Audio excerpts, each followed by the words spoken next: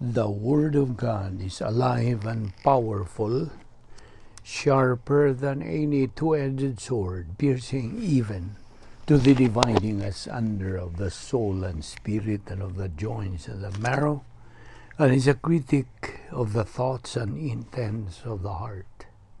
All Scripture is God-breathed and is profitable for doctrine, for reproof, for correction, for instruction in righteousness, that the man of God might be mature, thoroughly furnished unto all good works.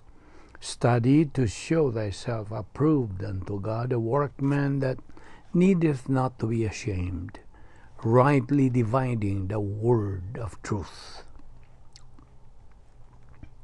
Matthew 18:14, even so it is not the will of your Father who is in heaven that one of these little ones should perish.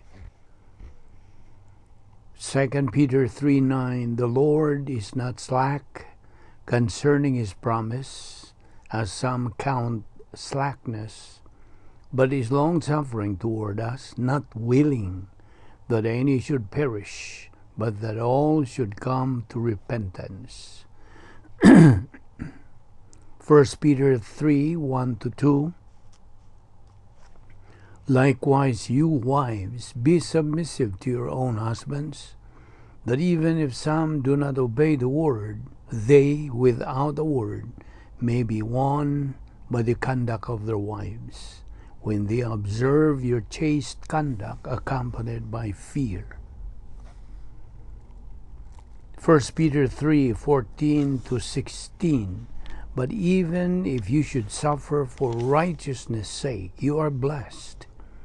And do not be afraid of their threats, nor be troubled, but sanctify the Lord God in your hearts, and always be ready to give a defense to everyone who asks you a reason for the hope that is in you, with meekness and fear, having a good conscience, that when they defame you as evildoers, those who revile your good conduct in Christ may be ashamed.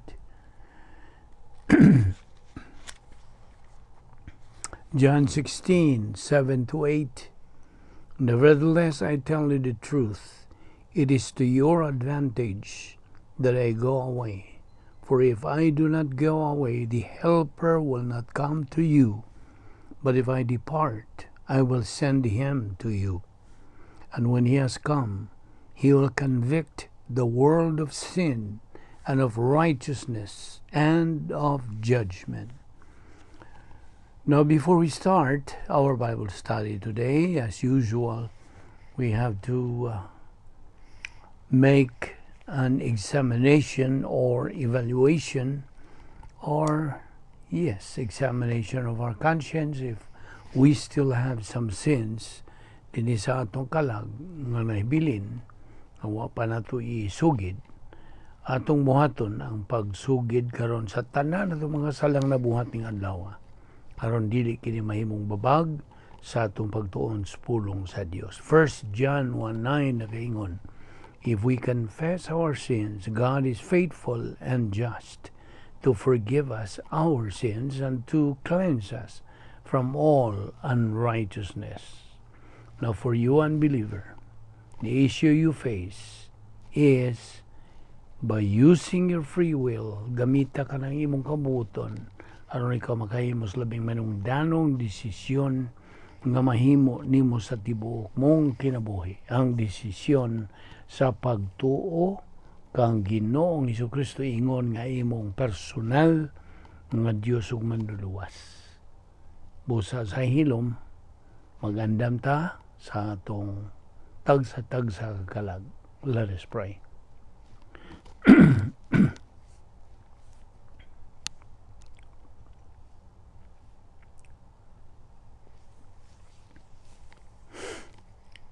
Amahan namong langit nun, nagpasalamat kami kanimo nining laing adlaw na usab nga imong gipadangat kanamo, Dios, buhi pa kami nining among lawas, askil pa ang among panlihok ug ana pa kami kalantip sa among panghunahuna Salamat ni tanan o Dios bisan dili kami takos. Wani kami karon pinagis pagtudlo kanamo sa balang Espiritu Santo sa iyang kamatuoran. Kining tanan namong gipasalamatan sa ngalan ni Ginoong Hesukristo. Amen. Well, may adlaw sa tanan natong mga subscribers, mga higala, mga igsoon diha ni Kristo. Welcome once again. Niya pa kita magadupot sa atong tunanan nga giuluha, God's pardon. Okay? Now, sa di pa kita magapadayon sa atong hisgot bahin ni nga atong tunanan, ato lang ipainomdom kanimo kining atong ministry, ang Vic Balbido Evangelistic Ministry, nakaabot na kini og labaw pa sa 4 ka tuig. 4 na ba na? Since 2017.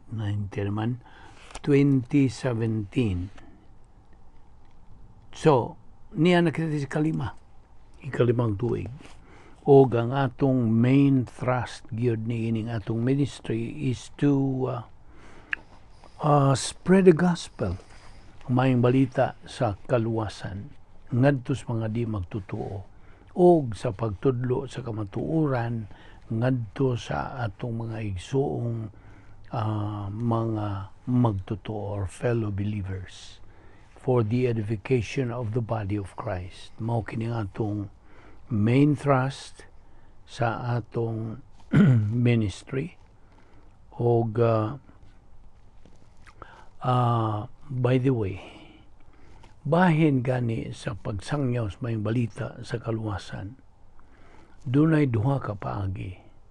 Either musangyaw ka pinagi sa imong pagbungat nini, pinagi sa paggamit sa mong baba, by through your lips or through your life. So duha kini kapagi, pinagi sa imong paggamit sa imong baba or sa imong kinabuhi, either by through your life or through your lips. Okay? So karon, padayon ta sa atong gibiyaan kagahapon, palihog abri sa imong Biblia karon sa 2 Korinto kapitulo 5 bersikulo 21. Okay? 2 Corinthians 5:21 says, walay sala si Kristo, apan gipakamakasasala siya sa Dios, aron kita sa atong pagkayusa kaniya makabaton sa pagkamatarong sa Dios. Now, pinaagi lamang sa sakripisyong gihimo ni Ginoong Hesukristo nga gibuksan sa Dios ang pultahan. He opened the door aron kita makaduol ngadto kaniya og makabaton og pakigambitay uban kaniya. Sa dihang makasabot og makadawat kita niining maong gasa, anha pa kita makasugod sa tinuoray nga matang sa kinabuhi. O ang atong mga kasaypanan sa miagi, dili nakadto isyo. Akong gitukbil ang bahin sa mga kasalanan nila ni Pablo, Moises ug David, aron imong makita ug maamguhan nga anaay paglaom bisan pa niadtong nakapatayg tao ug nakasala sa salang pagpanapaw. Ayaw gyud batia nga lang kanimo dawa mahigugma ang Dios kanimo gumikan sa mga krimen nga imong nabuhat. Nagatanyag ang Dios sa iyang pasaylo nganhi kanatong tanan. Nahigugma siya kanimo ug iyang gipadayag tanang kanang gugmaha nga mga libuan na ka mga katuigan ang milabay sa dihang gipadala niya ang iyang bugtong anak aron sa pagpuli kanimo didto sa krus. Iyang gibahiran ang tibuok nga bili sa imo ug akong mga kasalanan. Samtang tinuod man nga kita napakyas o nakabuhat o mga dagkong kalapasan, tinuod usab nga wa pa mahuman ang atong kinabuhi, ana ay bag-ong kinabuhi diha kang Kristo, bisag ikaw gibilanggo. Now, adto ta sa paghisgot bahin sa pagdawat sa gasa ni Kristo. Una sa tanan, ang kinabuhi kanunay gyud nga may kalabutan sa imong mga desisyon ug ang daan nga buot nimo nga pagalakton.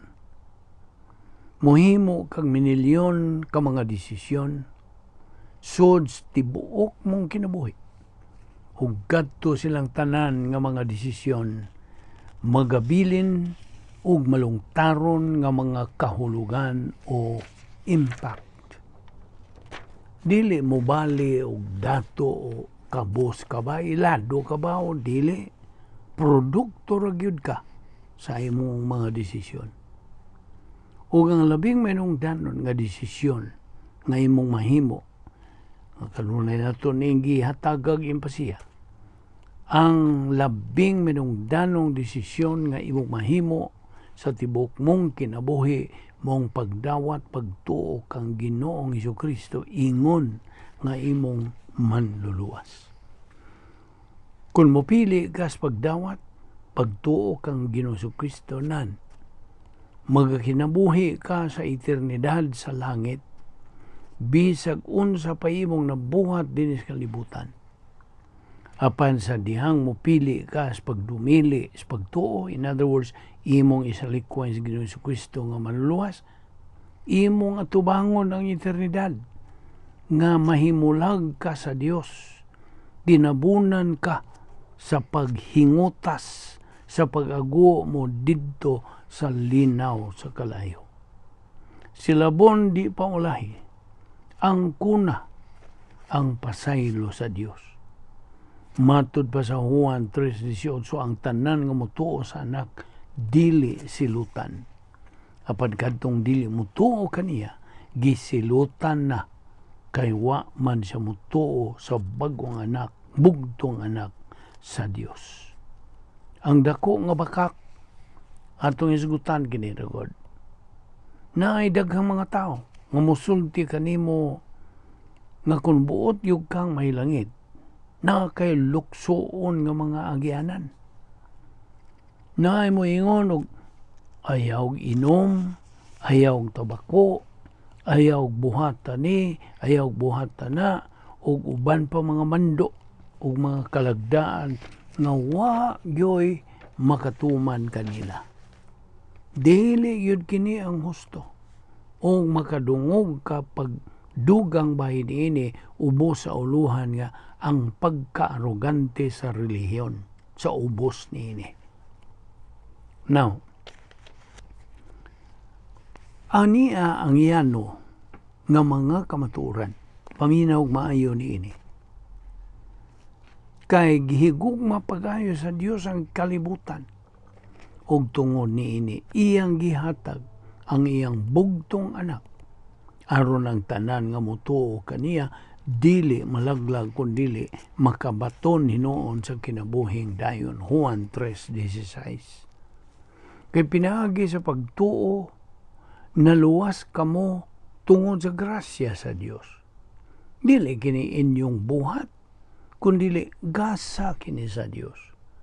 Busa walay makapasigar mo niini sanglit di man kini bunga sa inyong mga paningkamot. Episodio 8:9. Kay gihimo naman kitang matarong sa Dios pinagis pagtuo.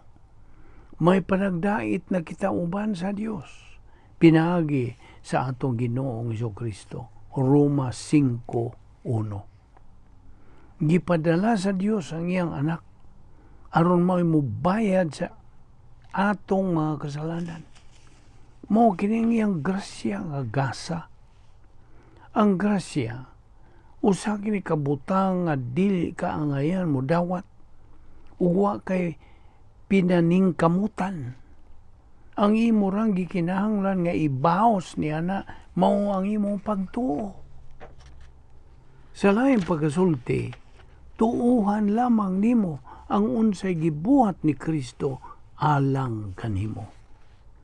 Ug imong ikabutyag kanang mao nga pagtuo sa hilom ngadto sa Dios. Tumuo ka kang Ginoong Kristo ug ikaw maluwas. Mga Buhat, Kapitulo 16, versikulo 31. Usa ka na kayano nga pagpadayag o pagpahawa o tinuod ka na nga iyang gipasabot. Usa ka desisyon nga imong mahimo bisag kanusa, bisag asa, bisag unsa nga lawa. Now, di ba nga sa diha nga ikaw mutuo kang Ginoong Kristo nga imong manluluwas, automatic ikaw mahimong sakop sa harianong panimalay sa Dios. Aron lamang sa pagpadayag, ato lang ingnon nga tinguha mong buhaton nimo kini karong adlaw. Okay? Andam kang mutuo kang Ginoong Kristo, ingon nga imong personal nga manluluwas. So, unsa man mahitabo? Now, ang Biblia nagakanayon nga hatagan ka sa pagkamatarong ni Kristo o gisakop ka ngadto sa harianong panimalay. Dili na yun isyo ang rasa o kaliwatan o henero o gender sa tubangan sa Dios. Usa ka na ka mabulukong butang, bahin o grasya. Namatay si Kristo alang sa tanang sakop sa kaliwatan sa tao. Dili mo pihig-pihig ang Dios. Roma 8:16-17 na kanayon. Magkihiusa ang maong espiritu sa atong espiritu aron pagmatuod nga kita mga anak sa Dios.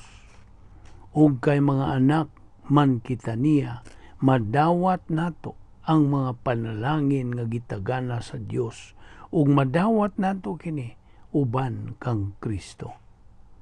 Kay kung makiambit kita sa iyang mga pag-antos, makaambit usab kita sa iyang himaya. Well, tinuod nga akong gipanglista ang daghang mga bersikulo sa Biblia aron basahon kini sila. Apan aniyang hinungdan, ang Dios nahigugma kanato. Kung nahibawan ug nasayran paunta nato ang matuod, daghan na unta kanato ang tuan na salunganan. Yet nagasuroy-suroy, nagalakaw-lakaw pa kita ug nagaginawa pa ni ining kalibutana. Kining ato karong gisgutan dinhi, nagda kini sila mga kamatuoran sa Biblia. Ug ang mensahe alang sa matag usa kanato, yanora, wa pa siya mahuman nganhi kanato. He is not yet finished with us. Tinuod man nga nagkasalinggubot ning atong kinabuhi ug nagpakasala kita matag karon ug unya.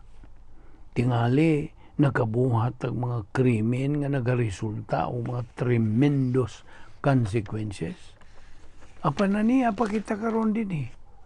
Ug ana pa kanang igong panahon sa pagtuo kang Kristo ug pagdawat kaniya ingon nga manluluwas. Nawa ta maghisgot dinhi og pagkahimong relihiyoso ha. Way labot. Ang gisgutan nato dinhi mao ang pag-angkon og relasyon ngadto sa anak sa Dios. Kaysa dihang dawaton, tuuhan ta siya ingon nga atong manluluwas, musud siya ug mupuyo siya nganhi kanato. Maangkon ta ang usa ka personal nga relasyon ngadto kaniya. Now, mungutana ka tingalig, unsaon pagdawat sa maong pasaylo. Sayon ra pagayo. Imo lamang sultihan ng Dios nga nagtuo ka kang Ginoong Kristo. nga siya namatay sa imong dapit dito sa krus aron pagbayad sa suhol sa tanan nimong mga kasalanan. Niining tungura ang imong mga sala dili na isyu. Nahunong na ang pagka-isyu sa sala niya na yung higayuna sa imong pagkaluwas. Gigarantiyahan ka na og kinabuhi human ka mamatay niya ng imong lawas og nga kinabuhi ka na didto sa eternidad uban sa Dios. Ang atong Ginoo tataw nga mipatin-aw niini sa iyang pag-ingon og naghatag ako kanila sa kinabuhing dayon ug dili na gayud sila mga matay ug walay makaagaw kanila gikan kanako. Juan 10:28 ug 29.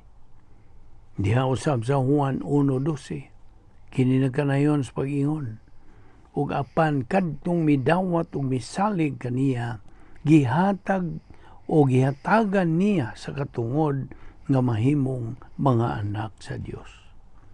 Si Ginoong Jesucristo nagagarantiyas duha ka butang sa diyang ato siyang tuuhan.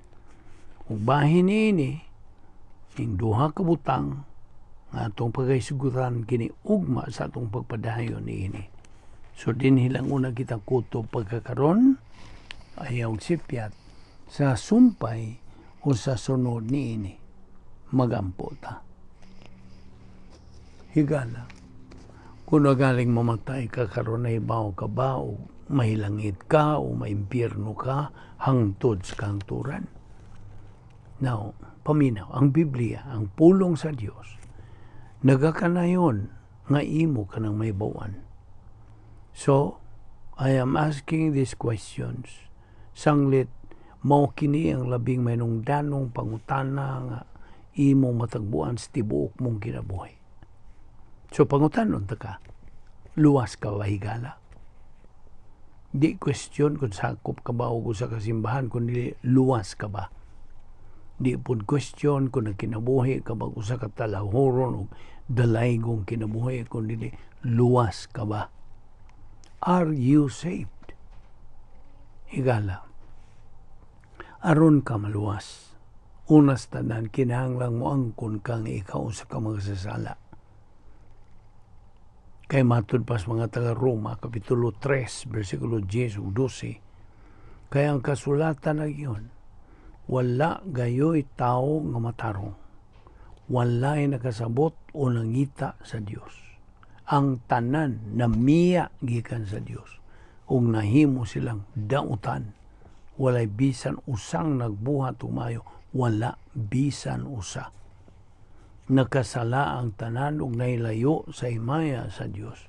Roma 3:23. Higala, paminaw, ang imong mga sala mao'y hinungdan nga nakabsan ka sa himaya sa Dios. O mao ka na hinungdan nga di gyud nimo matuman ang mga kinahanglanon aron ka mahilangit. Ikaduha, kinahanglan nga ikaw makaamgo nga naay nahigugma kanimo o gani namatay siya alang kanimo. Siya mao si Ginoong Jesucristo, kinsa namatay dito sa krus sa tuyo sa pagbayad sa imong mga sala o sa paghatag kanimo kay gihuyunan nga ikaw mahilangit. So, iyan ra kayo ang pagkaluwas. Imo lang tuuhan si Ginoong Jesucristo nga imo manluluwas. O ikaw maluwas. Sabtay nga lang, ang pagtuo lamang kang Ginoong Jesucristo lamang maong bugtong paagis kaluwasan. So duha ra imong kapilian. Mutuo ka ba kang Kristo ingon nga imong manluluwas o ikaw maluwas? O mosalikoy ka ba kaniyang ingon nga manluluwas o ikaw mahinukman? So pili. Anara kanimo ang pagpili. Apan samta ang isulti sa pulong sa Dios diha sa Juan 3:18 nga nagkanayon, ang dili mutuo mahinukman ang daan tungod kay waman siya mutuo sa ngalan sa bugtong anak sa Dios. busa akong balikon sa pagpahinumdum kanimo higala. Tumuo ka kang Ginoong Hesukristo ug ikaw maluwas. Balaan na mo nga Dios, nagapasalamat kami kanimo nining matamis nga gayon sa among pagpakigambitay kanimo ug sa imong mga pulong. Salamat ni among Bible study pinagi sa YouTube sa Vic Balbido Evangelistic Ministry. Dada kami pagbalik ug dinhi aron kami makapadayon sa pagtuon ining imong mga kamatuoran. Kining tanan among ipasalamatan sa ngalan ni Ginoong Hesukristo. Amen.